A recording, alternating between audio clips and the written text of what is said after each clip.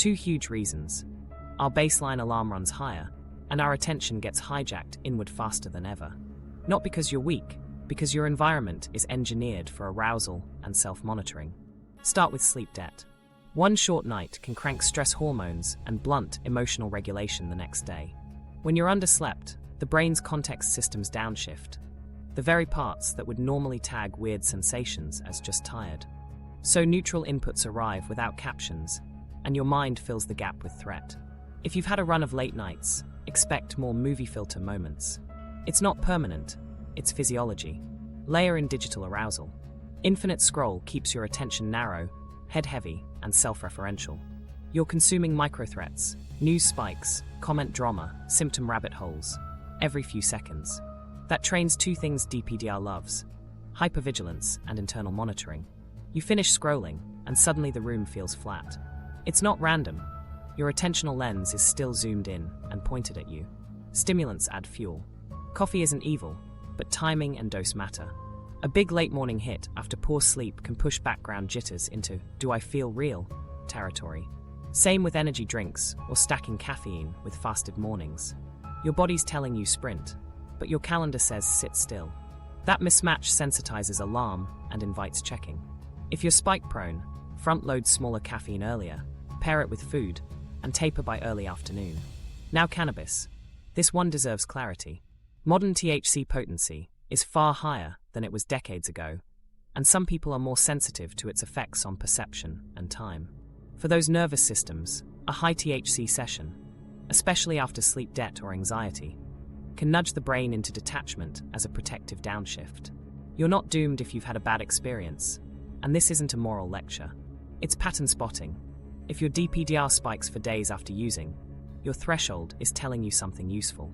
Reduce dose, avoid concentrates, consider higher CBD ratios, or pause while you retrain. Also, panic sensitization. Many people feel their first DPDR episode during or after a panic surge. The nervous system hits too hot and pulls the breaker. Later, you fear the feeling more than the original trigger, which makes it show up sooner. That's why Reassurance becomes so magnetic. It promises control. But you've seen the trap. Intermittent relief trains the loop. We'll beat it by pairing uncertainty with action. Loneliness matters more than people think. Isolation amplifies self-focus. Without regular, low-stakes contact, small talk with a barista, a walk with a friend, your calibration to the outside world fades. Then a weird internal sensation has nothing external to anchor to, so it grows bigger. This is why I'll reconnect when I feel like myself backfires. Connection lowers alarm and restores context. You often need it before you feel ready. Lighting and environments play a role. Hours indoors under dim. Stale light keeps circadian signals weak. Then you step into a big box store with bright fluorescents and echoing aisles, and your brain flags. Too much, too fast. That abrupt contrast can trigger the unreality snap. The fix isn't to avoid stores forever. It's to preload your system with morning light, gradual exposure, and a clear plan for what you'll do when the ping hits. Symptom content online can nudge attention the wrong way. Deep dive lists, horror timelines, and identity posts prime your brain to scan for every microsignal. Education helps when it ends in action. It harms when it ends in checking. Use content like a tool, not like a mirror. Consume with a timer, then immediately practice an external drill. Naming 5 sounds, feeling both feet, finishing the next email. To teach your attention where home is. Here's the unglamorous truth. None of these triggers make DPDR permanent. They just lower the threshold that flips the breaker. The win is stacking your day so baseline alarm comes down, sleep, light, breath, steady movement, and building automatic exits when a spike pings. Orient out, label urges, do the next valued action. You don't have to control the world. You only have to retrain how your system responds to it. Assessment without obsession. Map your loop. Here's how to get clarity without feeding the reassurance machine. We're going to map your loop like a scientist, not ruminate like a detective. 2 tools. A 2-minute daily loop snapshot and a 30-second spike sketch you use in the moment. Both are fast, external, and end in action. First, the loop snapshot. Do it once a day, same time, pen and paper. For lines, no essays. Line 1, baseline alarm, -10. Not how scared you felt. How revved your body seemed today. Sleep debt? Jitters? Calm. Pick a number in 5 seconds. Line 2, attention bias, inward/outward, -10. 0 is, I was engaged with people, tasks world. 10 is, I was in my head most of the day. Quick gut rating. Line 3, triggers noted. 3 words max per item. Examples, scrolling, fluorescence, fasted caffeine, deadline, argued, concentrates. Line 4, valued actions done. 2 to 3 behaviors that matter to you, however small. 20-minute walk, called friend. Finished draft. Cooked, read to kid. That's it. 2 minutes. Close the notebook. No analysis spiral. The point is trend lines, not perfect data. After 7 days, glance back and circle patterns. Does poor sleep push your attention bias up by 2 points the next day? Do morning walks drop baseline alarm by 1? Does symptom content show up before your worst spikes? You're turning hunches into levers you can actually pull. Now the spike sketch. This is your in-the-moment map that takes 30 seconds and ends in a behavior. Step 1. Name the ping. 1 neutral phrase. Movie filter ping. Hands feel off. Time slippage. Out loud if you can. Labeling shifts you from inside it to noticing it. Step 2. Identify the urge. Check the mirror. Google permanence. Ask partner. Leave store. Count heartbeats. Say, there's an urge to X. Step 3. Choose 1 exit. Pick from 3 categories we already set up. Orient out, name 5 colors, 3 sounds, 2 textures. Pace breath, 6-second exhale X3. Or tiny task, resume the thing you were doing. Type 1 sentence, scan 1 shelf, chop 3 carrots. Do 1, not all. Step 4. Tag the win. 1 sentence. Rode the ping while emailing, or felt weird, finished checkout. That's your nervous system's new lesson. A few guardrails keep this clean. Timebox any written tracking. If the snapshot takes longer than 2 minutes, you're thinking, not mapping. If the spike sketch turns into symptom journaling, you're checking, not retraining. The map should always end with action. Otherwise, you're rewarding scanning. What about frequency? Snapshot once daily. Spike sketch only during a ping. If you catch yourself hunting for pings, so you can fill one out, pause and deliberately reorient to the room. We don't go fishing in murky water. Common pitfalls. First, perfectionism. What if I misread alarm? Don't chase precision. Consistency beats accuracy. Second, combining mapping with self-diagnosis deep dives. Separate them. Education happens on a calendar, not inside a spike. Third, turning the map into safety behavior. I can't leave the house without my notebook. If you forget it, use your palm, your phone's notes, or do it in your head in 10 seconds. Here's the reframe that makes this stick. You're not proving you're real, you're proving you can act while uncertain. Each snapshot builds lever awareness. Each sketch pairs a ping with a valued action. That's how the brain updates the threat model, by seeing you move. Phase 1. Stabilize the body's alarm. Before we retrain attention, we have to lower the noise floor. Think of this phase as turning down the alarm dial, so neutral sensations stop auto-tagging as threat. We're not chasing perfect wellness. We're stacking small, reliable inputs that shift. Physiology. 5 levers: sleep, light, breath, movement, and fuel. Set them up like habits, not projects. Sleep first, because one short night can raise stress hormones and blunt emotional regulation the next day. Aim for a consistent window, not a magic number. Pick an anchor bedtime, and wake time you can keep 7 days a week, then protect the last 90 minutes. No news, no symptom content, no bright overheads. Keep lights warm and low. If your mind spins in bed, get up and do something dull in dim light. Fold laundry, read paper pages, until your eyes get heavy. That teaches your brain the bed is for sleep, not rumination. And if you wake at 3 a.m., don't negotiate with Google. Sit up, feet on the floor, 3 long 6-second exhales, then a boring page in low light. Back to bed when sleepiness returns. We're training rhythms, not forcing unconsciousness. Next is morning light. Within 30 to 60 minutes of waking, get outside for 5 to 10 minutes, even if it's cloudy. Natural light is orders of magnitude brighter than indoor bulbs and gives your circadian system a loud daytime signal. It lowers morning grogginess, stabilizes cortisol timing, and makes night sleep arrive easier. If mornings are dark where you live, use a 10-000 lux light box for 10 to 20 minutes while you eat. Pair it with a simple orientation cue. Name 5 things you see, so you start the day looking out, not in. Breath is your built-in brake pedal. We'll use it for state shifts, not constant monitoring. 2 drills. First, the 6-second exhale. Breathe in gently through the nose for about 4 seconds, then exhale for 6 to 8. Do 3 of those when you feel revved, before tasks that usually spike you, or after caffeine. Second, box or triangular breathing for pre-sleep wind down. Inhale 4, hold 4. Exhale 6 to 8. No hold at the bottom. Repeat for 2 minutes. The longer exhale engages your parasympathetic system. If counting makes you self-conscious, hum on the exhale. The vibration lengthens it automatically. Movement matters most when it's steady and repeatable. We're not chasing a runner's high. We're teaching your nervous system that your body can rev and settle safely. Minimum viable plan. 20 to 30 minutes of easy to moderate movement most days. Walks are perfect. If your heart pounding triggers you, start with a gentle pace and keep your attention out. Landmarks, sounds, light on leaves. Over weeks, increase intensity by feel. Strength work adds a stabilizing signal. 2 short sessions a week with simple patterns. Push, pull, hinge, squat are enough. If you've been avoiding exercise because sensations feel too much, this is where you reclaim them on your terms slowly. Fuel stabilizes swings. Fasted mornings plus big caffeine is a classic alarm trap. Blood sugar dips, adrenaline rises, and your brain goes hunting for explanations. Front-load protein and some complex carbs at breakfast. Eggs and toast, yogurt and fruit, oats with nuts, then taper caffeine. If you use coffee, try half a cup with food, then switch to tea. Cut energy drinks if possible, especially paired with sleep debt. Hydrate more than feels necessary. Even mild dehydration can nudge fatigue and jitter. Let's bundle these into a simple morning and evening scaffold. Morning. Wake at your anchor time. Light exposure outside for 5 to 10 minutes.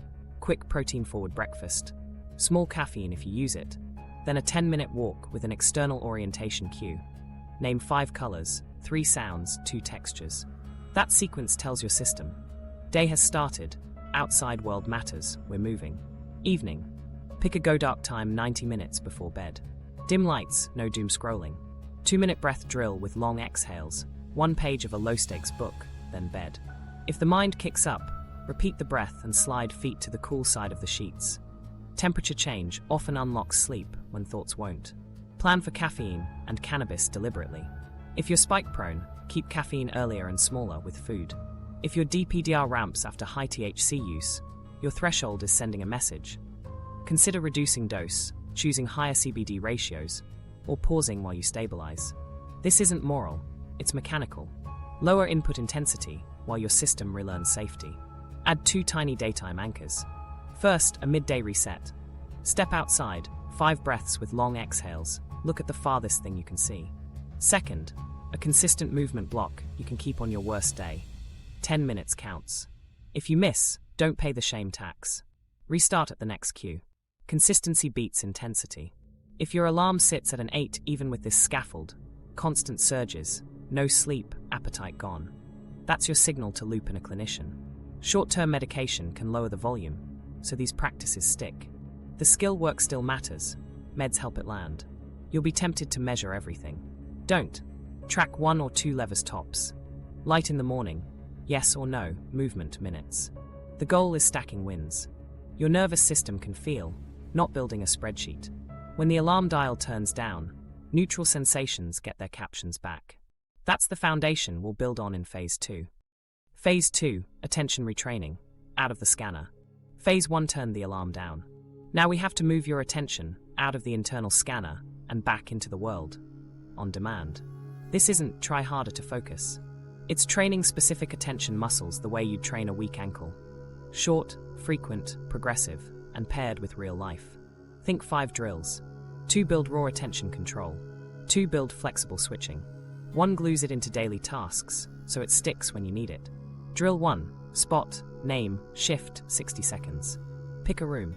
Set a 1-minute timer. Cycle 3 verbs. Spot an object, name 1 true detail, shift your gaze. Mug, blue rim. Lamp, brass base. Frame, left corner chipped. Keep your head still. Let your eyes do the work. The rule is forward motion, not depth. If your mind tries to analyze, shrink the sentences back to 2 words. Do 1 set morning and afternoon. This builds fast, frictionless orienting. Exactly what spikes disrupt. Drill 2. the 5-3-2 sweep. Anywhere you are, silently tag 5 colors, 3 sounds, 2 textures on your skin. Then return to what you were doing. No closing your eyes, no deep breath unless you choose it. The point is speed. You're proving to your attention. We can touch the room and come back. Use this sweep before activities that usually trigger you. Walking into a store, opening your laptop, getting into the car. Drill 3, the 10-second beam. Choose a tiny target, corner of a picture frame, a screw head, a leaf vein. Hold a soft visual beam there for 10 seconds while you feel both feet. When your mind wanders, it will. Gently bring it back, no commentary. 3 reps, twice a day. This builds sustained external focus without strain. Strain turns attention inward. Softness keeps it out. Drill 4, switchback. Put 2 simple anchors in front of you. Say a pen and a coaster. Set a 60-second timer. Every 5 seconds, shift your attention from one to the other. Label the switch silently. Pen, coaster, pen, coaster. Then do one 60-second set switching between an object and a sound. Fan, mug, fan, mug. You're teaching your brain that you control the steering wheel, not the spike. Drill 5, embed and continue. Pick one daily action, making coffee, brushing teeth, tying shoes, and insert a micro-orient.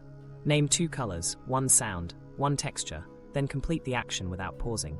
You are literally stitching "look out" into automatic routines, so it's there when the ping hits. Let's put these into a mini plan. Morning. After light, do 1 set of spot, name, shift, and 1 set of 10-second beam. Before your most spike-prone block, work, commute, store. Run a quick 5-3-2 sweep. Afternoon slump. Switch back once. Evening. Embed and continue during a routine. Total time, 5 to 7 minutes scattered across the day. The goal is frequency, not hero workouts. Now use context cues, so you don't have to remember. Tape a small blue dot near your monitor. Blue dot means spot, name, shift. Set a phone reminder titled Beam X3. Put a post-it on the coffee tin. 2 colors, 1 sound, 1 texture. We're outsourcing memory to the environment. That's what the internet already does, just inverted for recovery. But what if I do the drill and still feel weird? Perfect. That's the rep you needed. The drill isn't supposed to erase a spike on command. It's supposed to teach your system that external orientation is available while the feeling exists. If your mind says, "It didn't work," answer with a behavior, not an argument. Do the next step of your task. The lesson is in the doing. Common mistakes to avoid. First, turning drills into reassurance. If you're checking whether the world feels real yet, you've slipped back into the scanner. Return to the verb. Spot, name, shift. Second, over-focusing your eyes until they ache. Soft eyes, wide field. Third, doing all drills only when anxious. That teaches, we orient when in danger. Sprinkle reps when calm so your brain tags orientation as normal, not emergency gear. Advance them over 2 weeks. Week 1, short reps, low stakes, low arousal. Week 2, same drills, slightly noisier environments, mild music, a busier room, a gentle walk outside. Keep reps short. We climb difficulty by environment first, not by duration. Your nervous system learns faster from many tiny successes than one long grind. Now the glue, task pairing. Attention training becomes anti-DPDR when it's tied to valued actions. Choose 1 meaningful microtask per day. Send a 2-sentence email. Load the dishwasher. Take a 5-minute walk. Before you start, do a 5-3-2 sweep. Start the task. Midway, if a ping hits, label it once and do a 10-second beam on a nearby target while continuing the task. Finish, then tag the win. Felt odd, sent email. That one line is your brain's new caption. 2 real-life examples. Grocery store. Entrance feels too bright. Old loop. Leave, scroll. Promise to try tomorrow. New loop. At the door. 5-3-2. Push the cart. When the aisle stretches, beam to a label edge for 10 seconds while walking. Pick 3 items. Check out. Tag the win. Zoom meeting. Face looks strange in the camera. Old loop. Stare at yourself. Shut video off. Ruminate. New loop. Switch to gallery view to widen field. Beam to a neutral object. Track the speaker's voice for 3 sentences. Add 1 sentence to the chat. Tag the win. If your attention yo-yos all day, perfect. That means you're noticing. Our aim is not to hold it out forever. It's to regain steering in seconds. Each small, consistent rep rewires the inward-only under stress habit into outward, then proceed. This is how we make phase 3 possible. You'll be able to face uncertainty and act because your attention knows where to go. Phase 3, cognitive behavioral debunk. Fear of DPDR. Phase 1, lowered alarm. Phase 2, trained attention outward. Phase 3 is where we remove the fuel source, catastrophic beliefs about DPDR. Not with lectures, by running tiny behavioral experiments that prove, in your nervous system, that the feared outcomes don't occur. Think of this as exposure plus response prevention, aimed at the exact thoughts that keep the loop alive. Start with the 5 most common fears. If I don't fix this, I'll go insane. This will become permanent. I'll lose myself and never connect again. I can't function while feeling unreal. If I stop checking, something dangerous will happen. We'll take each fear, write a testable prediction, design a brief exposure, and prevent the usual safety behavior. Then we tag the actual outcome. That's how your brain updates its model, by seeing you act while uncertain and watching nothing catastrophic happen. Fear 1. I'll go insane. Prediction. If I don't reassure myself for 10 minutes during a spike, I'll lose control. Exposure. Set a 10-minute timer during a mild ping. No Googling, no mirror, no asking. Do a neutral task. Fold laundry, wipe a counter, draft an email. Use your phase 2 drills only to orient out, not to make it stop. Response prevention. Label urges to check and let them pass. Outcome to record in 1 sentence. Felt weird, folded towels, no loss of control. Repeat 3 times this week. The nervous system learns. Arousal rises, arousal falls. I did normal things. Insanity did not arrive. Fear 2. It'll be permanent. Prediction. If I feel unreal this morning, I'll feel just as unreal tonight. Exposure. Schedule 2 check-ins. No more than 30 seconds, midday and evening.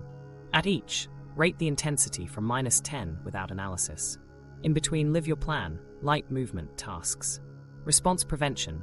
No micromonitoring between check-ins. Outcome. Morning July 10th, midday April 10th, evening March 10th. Even small shifts disprove permanence. If it doesn't shift one day, note it and keep the scaffold. The rule is trend, not perfection. Fear 3. I'll never connect again. Prediction. If I meet a friend while feeling unreal, I'll be blank the whole time. Exposure. Schedule a 15-minute walk with someone safe. Pre-orient with 5, 3, 2, then ask 2 questions about their day. Track for 1 moment of genuine response. A smile, shared laugh, brief warmth. Response prevention.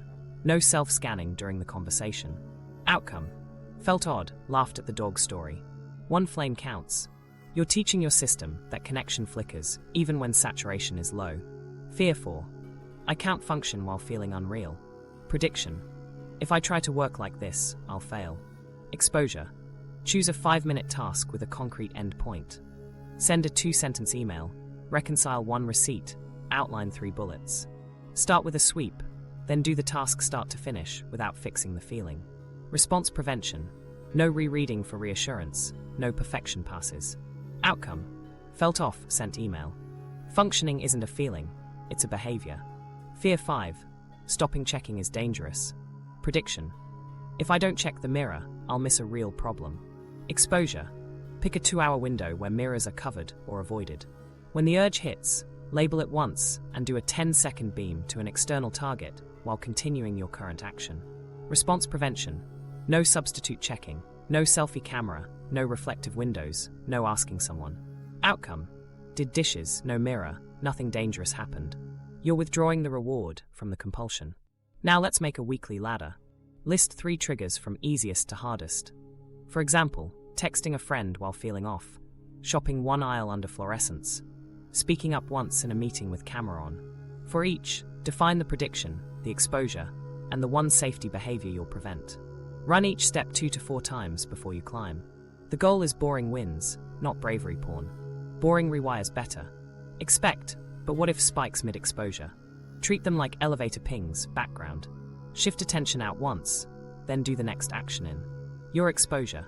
If the wave surges, ride it with long exhales and proceed. Remember the curves. Fast relief now trains bigger spikes later. Slower discomfort now trains smaller spikes later. You choose your curve with your behavior, not your thoughts. Don't argue with the fear content. We're not debating permanence or identity. We're showing your brain, with repetition, that your feared outcomes don't manifest when you stop feeding the loop. That's how intermittent reinforcement dies, by no longer paying it. 2 common mistakes to avoid. 1. Stacking exposures when you're exhausted. Fatigue raises alarm. Start exposures on a day you've done your phase 1 scaffold. 2. Turning drills into safety behaviors. Orientation is a starting whistle, not a sedative. If you find yourself using it to chase a feeling, shrink the drill and resume the task. Here's your mantra for this phase: uncertain and moving. Label the ping, don't fix the feeling, do the next small valued action, and tag the real outcome. That's how your nervous system learns that DPDR is a loud alarm, not a verdict, and alarms quiet when you stop feeding them.